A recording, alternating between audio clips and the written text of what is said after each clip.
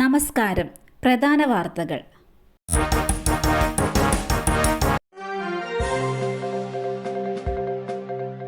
M സ്വരാജിനെതിരായ പരാതിയിൽ report തേടി കൊല്ലം judicial first class magistrate കോടതി. ശബരിമല സ്ത്രീ പ്രവേശന വിഷയത്തിൽ വിവാദപരവും അടിസ്ഥാനരഹിതവുമായ പ്രസ്താവന എം സ്വരാജ് നടത്തിയെന്നാണ് പരാതി. യൂത്ത് കോൺഗ്രസ് സംസ്ഥാന വൈസ് പ്രസിഡന്റ് വിഷ്ണു സുനിൽ നൽകിയ പരാതിയിലാണ് കോടതി പോലീസിന്റെ റിപ്പോർട്ട് തേടിയത്. സേവ് ബോക്സിലെ ലേലാപ്പുമായി ബന്ധപ്പെട്ട നിക്ഷേപ തട്ടിപ്പ് കേസിൽ നടൻ ജയസൂര്യയെ വീണ്ടും ചോദ്യം ചെയ്യാൻ എൻഫോഴ്സ്മെന്റ് ഡയറക്ടറേറ്റ്.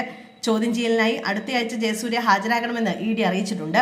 മുമ്പും ഈ കേസിൽ ഇ ഡി ജയസൂര്യയെ ചോദ്യം ചെയ്തിരുന്നു. ജയസൂര്യയുടെ മൊഴി ഇതിനകം 2 തവണ ഇ ഡി രേഖപ്പെടുത്തിയിരുന്നു. സേവ് ബോക്സ് ആപ്പിന്റെ ബ്രാൻഡ് അംബാസിഡറായി ജോലി ചെയ്തിട്ടുണ്ടോ, ജോലിയുമായി ബന്ധപ്പെട്ട പ്രതിഫലം എത്ര എന്നതും ഉൾപ്പെടെയുള്ള കാര്യങ്ങളിലായിരുന്നു നേരത്തെ ഇ ഡി അന്വേഷണം നടത്തിയത്. ജയസൂര്യയുടെ ഭാര്യ സരിതയുടെ മൊഴിയും ഇതിനകം രേഖപ്പെടുത്തിയിട്ടുണ്ട്. വർക്കലയിൽ 10ാം ക്ലാസ് വിദ്യാർത്ഥിനി ആത്മഹത്യ ചെയ്തു. 5 തെങ്ങ് നെടുങ്കണ്ട നളിനി ഭവനിൽ ഋഷികയാണ് മരിച്ചത്. വീടിനുള്ളിൽ കിടപ്പുമുറിയിൽ തൂങ്ങി മരിച്ച നിലയിലാണ് പെൺകുട്ടിയെ കണ്ടെത്തിയത്. കടക്കാവൂർ ഗവൺമെന്റ് ഹയർ സെക്കൻഡറി സ്കൂളിലെ 10ാം ക്ലാസ് വിദ്യാർത്ഥിനിയാണ് ഋഷിക. വർക്കലയിലെ സ്വകാര്യ ആശുപത്രിയിലെ മോർച്ചറിയിലാണ് മൃതദേഹം സൂക്ഷിച്ചിരിക്കുന്നത്. പാരിപ്പള്ളി മെഡിക്കൽ കോളേജിൽ പോസ്റ്റ്മോർട്ടം നടപടികൾക്ക് ശേഷം വീട്ടുവളപ്പിൽ സംസ്കരിക്കും. 5 തെങ്ങ് പോലീസ് മേൽ നടപടികൾ സ്വീകരിച്ചു.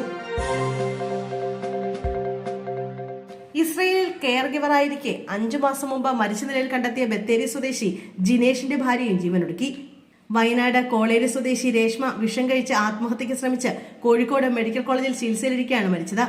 2 ദിവസം മുമ്പാണ് രേഷ്മ വിഷം കഴിച്ച് ജീവനൊടുക്കാൻ ശ്രമിച്ചത്. ജിനേഷിന്റെ മരണത്തിന് പിന്നാലെ മനോവിഷമത്തിലായിരുന്നു രേഷ്മ. ഇതാകാം ജീവനൊടുക്കുന്നതിലേക്ക് നയിച്ചതെന്നാണ് കരുതുന്നത്. സാൻഡ്വിച്ചിൽ ചിക്കൻ കുറഞ്ഞതിന് ചോദ്യം ചെയ്തതിന് ചൊല്ലി കയ്യാങ്കളി. ഇന്നലെ ഇടപ്പള്ളിയിലെ ചിക്കിംഗ് ഔട്ട്ലെറ്റിലായിരുന്നു സംഭവം. ഭക്ഷണം കഴിക്കാനെത്തിയ വിദ്യാർത്ഥികളുടെ സഹോദരങ്ങളും ചിക്കിംഗ് മാനേജറും തമ്മിലാണ് പ്രശ്നങ്ങളുണ്ടായത്.